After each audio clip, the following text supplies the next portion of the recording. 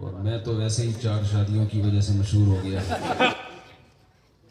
ये दीनी मदरसे फैक्ट्रियां हैं, इनकी खास प्रोडक्ट है। कोई भी चीज, जब कोई चीज मार्केट में लाती है, कोई ताजिर लाता है, तो प्रोडक्ट की वैल्यू होती है कि ये मार्केट में ला क्या रहा है। नया मोबाइल आता है मार्केट में, उसकी वैल्यू होती है, पुराने वाले की वैल्यू खत्म। दीनी मदरसा क्या पैदा करता है? हमारे यहाँ बहुत से लोग इस गलतफहमी में हैं, कहते हैं दीनी मदरसा जिस मौलवी को पैदा करता है उस मौलवी की मुआशरे को बिल्कुल भी ज़रूरत नहीं है, क्योंकि मौलवी की ज़रूरत समझ में ही नहीं आता। देखो, मुआशरे में हमें किन किन चीज़ों की ज़रूरत होती है। रोटी की ज़रूरत, सुबह उठते ही सबसे पहले किसकी ज़रूरत? रोटी। मौलवी क्या रोटी पैदा करता है? रोटी का इंतज़ाम करता है। मार्केट से गंदम खरीद के, किसान से गंदम खरीद के मार्केट तक मौलवी पहुंचाता है या ताजिर? ताजिर। तो ये रोटी की ज़रूरत हमारी कौन पूरी करता है? ताजिर। बल्कि बैतुल खला से शुरू करते हैं। जब आप उठते हैं तो सबसे पहले कहाँ जाते हैं? बैतुल खला। वहां फ्लश लगा हुआ है, नलके लगे हुए हैं। नलके किसने बनाए? फिट किसने किए? फ्लश किसने बनाया? वहां लाइनों में पानी कौन लेकर आया? इन तमाम चीज़ों में मौलवी का कोई किरदार है? बिल्कुल भी कोई किरदार नहीं। फिर आप इत्तेफाक से बाहर भी निकल आए, वरना तो लोग वॉशरूम जाते हैं तो पुलिस बुलवानी पड़ती है, बाहर आ जाओ। पुलिस के बगैर आप बाहर निकल आए। आपको भूख लगती है, खाना खाने का इरादा करते हैं आप, तो आपकी बेगम आपको खाना पका के देती, और अगर 4 हों तो 4 पराठे आपको मिलेंगे।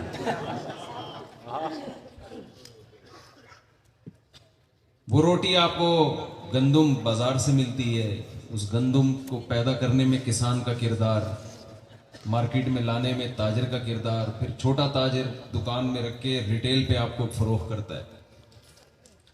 वो गंदम अगर हजम ना हो, सुबह पराठा गले पड़ गया, तो आप डॉक्टर के पास जाते हैं। तो मुआशरा जानता है कि मुआशरे को डॉक्टर की भी जरूरत है।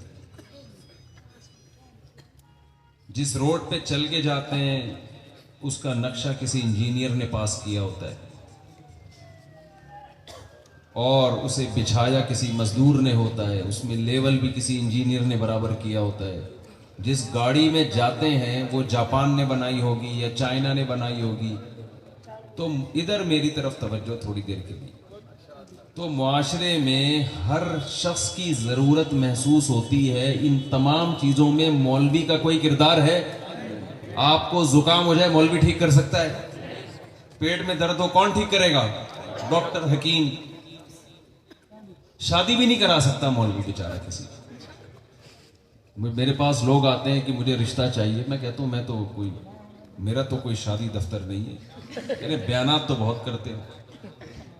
मैंने कहा भाई, बयान तो अल्लाह ने भी किया है, कुरान में निकाह की तरगीब दी है, लेकिन अल्लाह ने कोई शादी दफ्तर तो नहीं खोल के दिया। तो शादियां कराना तो हमारा काम नहीं है, शादी पे तरगीब हम दे सकते हैं आप। तो मैं ये अर्ज़ कर रहा हूं, जल्दी से बात को बस मैं मुख्तसर बयान करूंगा कि मुआशरे में मौलवी की बिल्कुल भी ज़रूरत हमें नज़र नहीं आती है। तो मदरसे जो मौलवियों को पैदा कर रहे हैं, इसकी ज़रूरत क्या है फिर?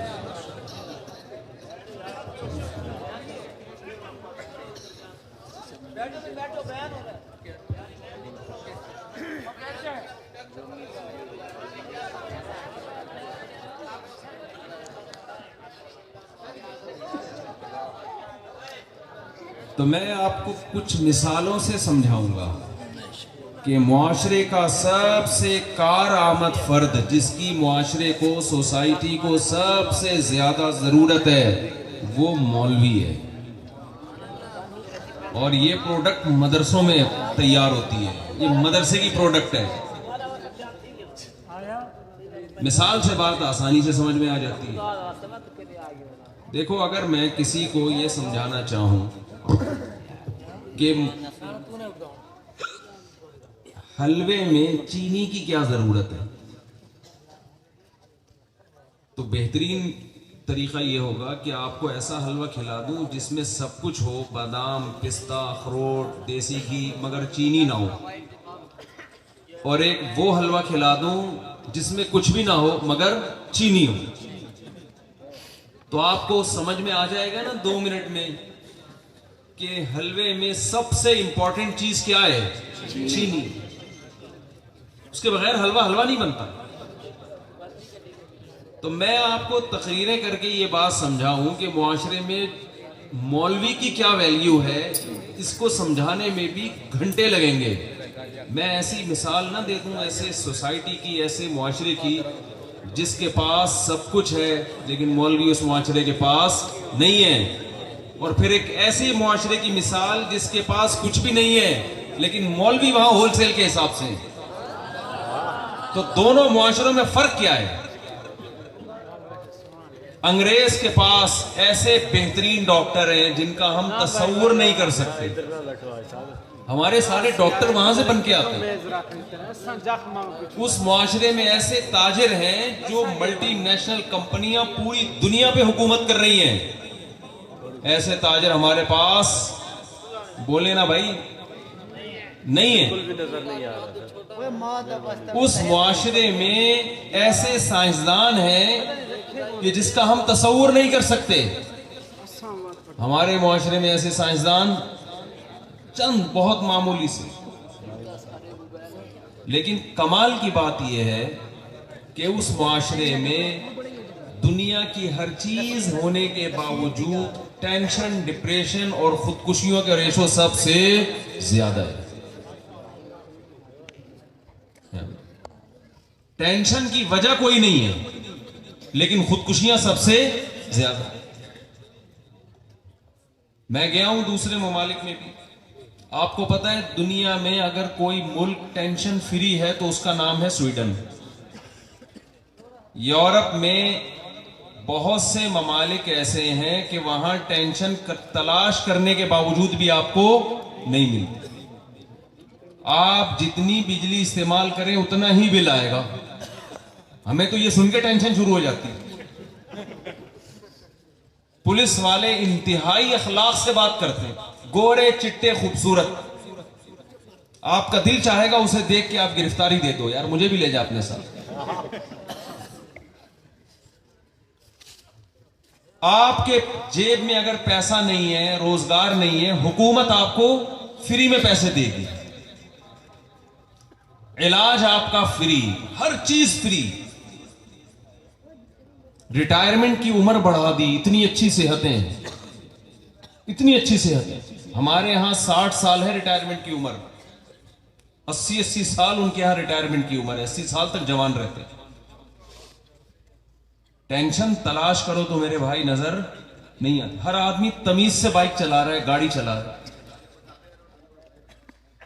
हमारे यहां अच्छा, खुदकुशी का कोई तस्वुर समझ में ही नहीं आता उन मुल्कों में।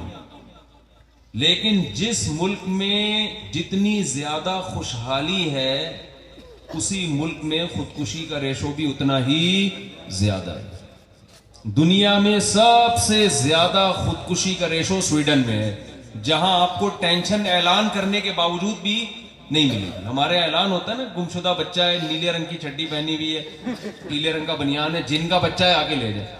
एक साहब कहने लगे ये मस्जिद में जिन का बच्चा क्या कर रहा है? तो इसलिए ऐलान में जिन का बच्चा ना बोला करें, जिन साहब का बच्चा हो ये बोला करें। मैं जिन्नात ना आ जाएंगे अपना बच्चा मांगने आपसे। तो हमारे यहां अनाउंसमेंट के बाद, ऐलान के बाद गुमशुदा चीज बिल आखिर मिल जाती है। लेकिन यूरोप में और अंग्रेजों के मुल्कों में ऐलान करके भी आपको टेंशन नहीं मिलेगी। भाई कोई साहब टेंशन ज़दा हो, किसी के पास कोई मसला हल ना हो रहा हो, कोई मसला गवर्नमेंट के इदारों में फंसा हुआ हो, किसी को इंसाफ ना मिल रहा हो, तो बराए के मेहरबानी राब्ता करें। ऐसा कोई बंदा आपसे राब्ता नहीं करेगा। कमाल की बात है कि लटकने वाले उनके यहां सबसे ज्यादा। मैंने तो देखा, मैं मुल्कों का नाम नहीं लूंगा, वीजे बंद हो जाते हैं बाजार, कहते हैं हमारे मुल्क की बदनामी कर रहे हो। कहीं भी कोई ऐसी जगह नजर आए ना जहां उनको खतरा हो कि इधर से कोई बंदा छलांग लगा के गिर सकता है, उस जगह को वो बाढ़ लगा के बंद कर देते हैं। कहीं भी कोई ऐसे नहीं। हमारे यहां आपको खंबे में करंट नजर आएगा, गवर्नमेंट 6-6 महीने तक कोई ऐलान नहीं करती, लोग खुद ही एहतियात कर रहे होते। वहां ऐसा नहीं है, वहां डर होता है कि कोई मारेगा अपने आप को। इतनी ज्यादा खुदकुशियां शुरू हो गई हैं कि आपको पता है जिस चीज की मार्केट में तलब होती है, बहुत से ताजर उसके पैदा खुद ब खुद हो जाते हैं। वो एक चाइना वाला और एक पाकिस्तानी सफर कर रहे थे ट्रेन में। तो चाइनीज तो आपको पता है हर चीज खा जाते हैं। चाइनीज की नाक पे मच्छर आके बैठा, उसने पकड़ के खा लिया। थोड़ी देर में पाकिस्तानी की नाक पे आके बैठ गया। पाकिस्तानी किधर तिजारत का मौका छोड़ेगा भाई। पाकिस्तानी ने फोन बता कितने का लेगा। आप लोग थोड़ा फ्रेश करने के लिए एक चुटकुला और सुना दूं, चाइनीज से याद आया है। थोड़ा आप लोग, ज़ाहिर है 3 दिन का इज्तिमा है, पूरी रात बैठना है, तो थोड़ा सा फ्रेश भी हो जाए ना। मैं तो वैसे भी बयानात तो बड़े उलमा करेंगे आपके सामने इंशाअल्लाह, हम तो वैसे ही थोड़ा सा आपको खुश कर लें। वो एक चाइनीज जो था ना, चाइनीज, उसका एक दोस्त गया उसकी अयादत के लिए। वो चाइनीज बेचारा बीमार था, उसका पाकिस्तानी दोस्त गया उसकी अयादत के लिए। जब करीब गया है तो चाइनीज की नाक पे ऑक्सीजन लगी थी। ये करीब जाके खड़ा हो गया। जैसे ही करीब जाके खड़ा हुआ, उस चाइनीज चा चिंग पा चिंग पा चिंग चिंग पा पा चा ना अपनी चाइनीज जबान में बोला और चीखते चीखते मर गया। अब ये पाकिस्तानी कोई होगा खानपुर का, इसने बोला यार मेरे दोस्त ने मरते हुए वो एकदम मेरे जाते ही मरा है और चीखते चिल्लाते हुए कुछ अल्फाज बोल के गया है, यकीनन कोई अहम अल्फाज है, मुझे वसीयत करके गया है। तो उसने वो अल्फाज याद कर लिए कि इसने बोला क्या। चाइना गया इसका तर्जमा करवाने के लिए। इसका तर्जमा बनता था, उल्लू के पट्टे ऑक्सीजन के पाइप से पांव हटा,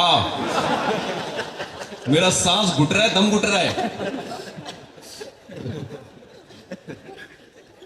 तो इसी ने मारा है। तो मैं ये अर्ज कर रहा था कि दुनिया में खुदकुशी का सबसे ज्यादा रेशो कहां पर है? स्वीडन। हालांकि टेंशन की कोई चीज वहां पर है ही नहीं। उसके बाद दुनिया में खुदकुशी का सबसे ज्यादा रेशो जापान में है, जो तरक्की में सबसे आगे है। मेड इन जापान किसी चीज पर लिखा हुआ हो, बशर्ते के जापान में ही लिखा हो, आंख बंद करके लोग उस चीज को ले लेते हैं। कमाल की बात यह है कि जो चीज मेड इन जापान हो उसकी गारंटी है, लेकिन जिस जापानी साइंटिस्ट ने उसको बनाया उसकी कोई गारंटी नहीं है। वो किसी भी वक्त टेंशन से खुदकुशी कर सकता है। इतना ज्यादा खुदकुशी का रेशो है जापान में। मैं गोरों के मुल्क गया, मैंने वहां डॉक्टर से पूछा, मैंने कहा डॉक्टर साहब हमारे यहां पाकिस्तान में सबसे ज्यादा पेशेंट हैं नजले जुकाम खांसी, कौमी निशान हमारा। नजला जुकाम खांसी कौमी निशान हमारा, बुखार, ये हमारे नॉर्मली पेशेंट यही होते हैं। आपके यहां सबसे ज्यादा पेशेंट किसके हैं? उसने कहा डिप्रेशन के। हर थोड़ी देर में जो बंदा आता है ना, वो किस बीमारी में मुब्तला है? टेंशन, स्ट्रेस, डिप्रेशन, परेशान है। क्यों परेशान है? पता ही नहीं। सेहत भी तुम्हारी अच्छी, तुम्हारी जेब में पैसे नहीं है, गवर्नमेंट लाके डाल देगी। बच्चों की टेंशन तुम्हें है नहीं, बच्चे हो, एक आध बच्चा होता है वो भी बमुश्किल, उसमें भी पता ही नहीं होता डैडी कौन है इसका, ये भी टेंशन नहीं लेते, कहते जो भी है बस सही है। बीवी भी रखते हैं वो 50 साल के बाद जाके कहीं, उससे पहले गर्लफ्रेंड में तो टेंशन ही नहीं होती। गर्लफ्रेंड की क्या टेंशन है? उसकी माँ आपकी सास नहीं बनी, उसके भाई आपके साले नहीं बने। हमारे यहाँ शादी हुई, बीवी आई और उसका अब्बा आपका ससुर बन गया, उसकी मां आपकी सास, और उस ससुराल का नाम लोगों ने प्यार से ससुराइल रखा हुआ है। ससुराइल यानी वो उसमें दामाद ऐसे है जैसे इसराइल में फलस्तीनी, इसलिए उस ससुराल का नाम लोगों ने चेंज करके क्या रख दिया, ससुराइली। एक साहब मुझे कह रहे थे मैं अपने ससुराइल से आ रहा हूं, ये क्या होता है ससुराइल, इतने खतरनाक। और आप मेरी हिम्मत को दाद दें, 1-2 साले टेंशन देने के लिए काफी हैं, जिसके होलसेल के हिसाब से साले हों, खुद अंदाजा लगाओ, होलसेल के हिसाब से।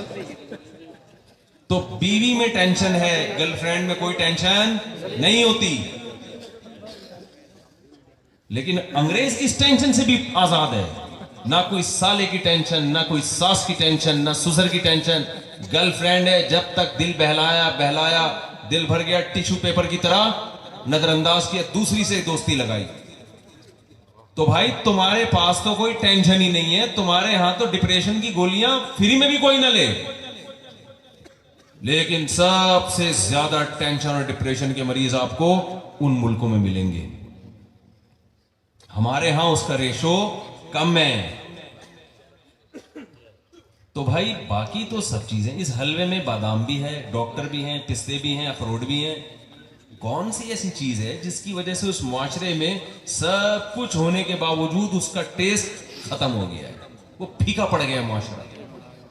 और हमारे यहां सारी टेंशनें हैं। कौन सा काम है जो हमारा टेंशन के बगैर हो जाए, बताओ भाई। आपने कुछ किया नहीं होता, पुलिस वाला फिर भी गाड़ी रोक के साइड, गड्डी नो साइड तला कहते हैं। मुझे ये सरगोदा में पंजाबी याद हुई, जब भी हम जा रहे थे गड्डी नो साइड तला दी। तो कौन सा काम है, बिजली इस्तेमाल हो नहीं रही, बिल डबल डबल करके आ रहा है। आज किसी ने बताया कि 12 रुपए पेट्रोल फिर बढ़ गया है, पेट्रोल 10-12 रुपए अचानक उठा करके बढ़ा, 3 दिन हो गए। महंगाई बढ़ती चली जा रही है, और घर में अलग टेंशन, बीवी अलग टेंशन दे रही है, बच्चे अलग टेंशन दे रहे हैं, अब्बा अलग टेंशन दे रहे हैं। वो हर वक्त पूछते रहते हैं कहां जा रहा है, कहां से आ रहा है। घर में दादी नानी जिंदा हो तो वो भी पूछती रहती हैं। हम अपनी दादी से इतना बचा करते थे ना, जब घर में आते दादी हमारी अल्लाह मग़फ़िरत फरमाए कहां से आ रहे हो, फिर सुनती ऊंचा थी। एक दफा बता दिया, यहां से उनको सुनाई नहीं देता, फिर चीख चीख के बताना पड़ता था। फिर दोबारा जा रहे हमने फिर ये कर लिया कि जाना आना, और हमारी दादी का जो कमरा था ना वो गेट के साथ था, तो हमें अच्छी तरह याद है क्रॉलिंग करके गुजरते थे हम, कि दादी को पता ना चले। अब्बा अलग पूछ रहे कहां जा रहा है, कहां से आ रहे हैं, बड़े भाई का अलग रोब है, चाचे मामे का अलग रोब है, मदरसे में टीचरों की तरफ से अलग डांट डपट। इसके बावजूद खुदकुशी का रेशो कम है। और मौलवियों में तो 0 है, मौलवियों में तो टेंशनों की सारी चीजें हैं, खुदकुशी का रेशो 0।